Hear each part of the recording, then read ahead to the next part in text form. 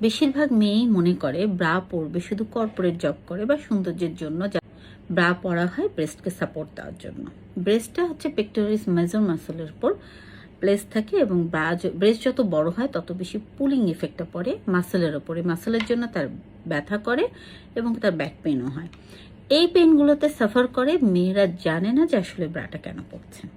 ব্রাটা তাহলে কিসের জন্য পড়বে? ব্রেস্টকে সাপোর্ট দেওয়ার জন্য। ব্রেস্ট এভাবে যে ঝুলে থাকে তখন এই টান পড়ে ব্রেস্টের ভারে মাসলের ওপর। আর ব্রেস্টে যদি ঝুলে না থাকে, ব্রাটা যদি সাপোর্ট দেয়, তাহলে মাসলের টান হয় না এবং তার ব্যথা হয় না।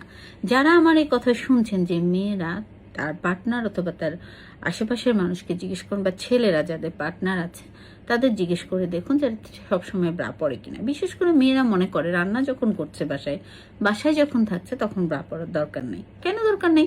অফিসে যখন যাবে তখনই পরবে। তাহলে কি আপনি ছেলেদের দেখাবার জন্য করেন? না। ব্যাপারটা হচ্ছে আমরা যে বাইরে যাই তখনও আমরা ব্রা পরবো, বাসায় যখন থাকি তখনও ব্রা পরবো। কারণ আমরা কাজ যত করবো ব্রেস্টটা তত ঝুলে থাকবে, তত বেশি পুলিং ইফেক্ট হবে, বাসা বা বাইরে যেখানেই হোক। শুধু আপনি যখন শুতে যাচ্ছেন তখন ব্রেস্টটা কিন্তু পুলিং ইফেক্ট হচ্ছে না। তাই ব্রায়ের প্রয়োজনীয়তা বুঝতে হবে। ব্রা হচ্ছে টু সাপোর্ট দ্য ব্রেস্ট।